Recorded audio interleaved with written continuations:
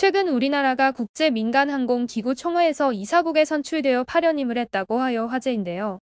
국제민간항공기구가 무엇을 하는 곳인지, 이런 곳에서 파견임을 했다는 것은 어떤 의미를 가지고 있는지 지금부터 같이 함께 알아가 보시죠.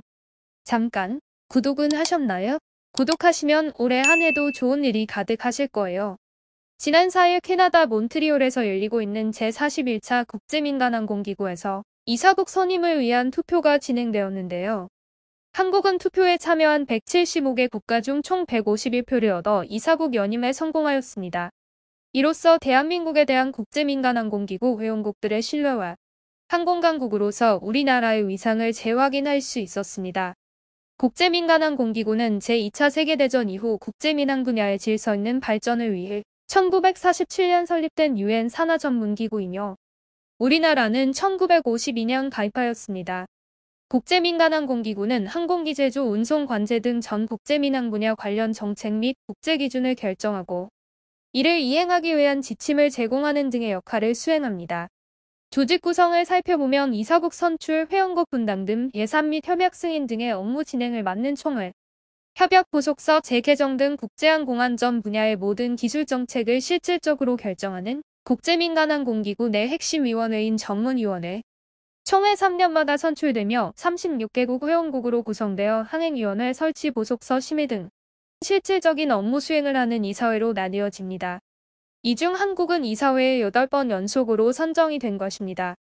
한국은 2001년 처음 이사국에 선출된 이후부터 지금까지 전 세계 개발도상국을 대상으로 항공 분야 무상교육 훈련을 실시하고 있고 우리나라 전문가의 국제민간항공기구 사무국 파견, 안전관리, 소프트웨어 개발, 보급 등 이사국으로서 책임을 다하기 위해 활발한 활동을 전개해왔으며 향후 국제민간항공기구의 행정 시스템을 현대화하기 위한 디지털 전환 사업에도 참여하기로 하였는데요.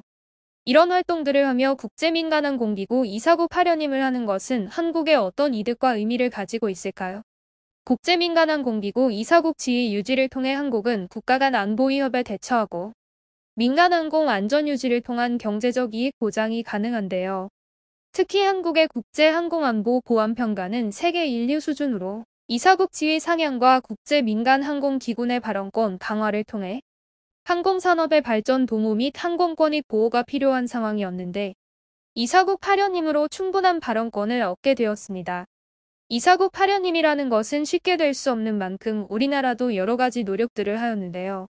코로나19 팬데믹 상황에도 불구하고 이사국 연임을 위한 항공 관련 국제회의 참석 및 개최, 전 세계 공관을 통한 지지 교섭 등을 하였고 특히 국토교통부, 외교부 등 정부기관과 공항공사, 항공사 등 항공 관련 기관들로 구성된 민관대표단을 몬트리올에 파견하여 면담 또는 각종 리셉션 계기에 각 회원국 대표들과 일일이 접촉하는 등 마지막 순간까지 지지 교섭 활동을 펼쳤다고 합니다.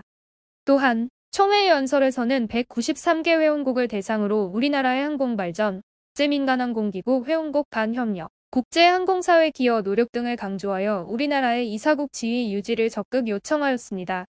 마지막으로 선거 전날인 10월 3일 저녁, 우리나라가 단독으로 개최한 한국의 밤 리셉션에는 수많은 대표단들이 참석하여 국제민항 분야에 대한 우리의 기여를 담은 홍보 영상을 감상하고 문화체육관광부와 함께 준비한 우리의 전통 문화와 현대 문화가 어우러진 공연을 다 같이 즐기는 등 우리의 이사국 연임 당위성을 확인하는 자리로 성황리에 진행되었습니다.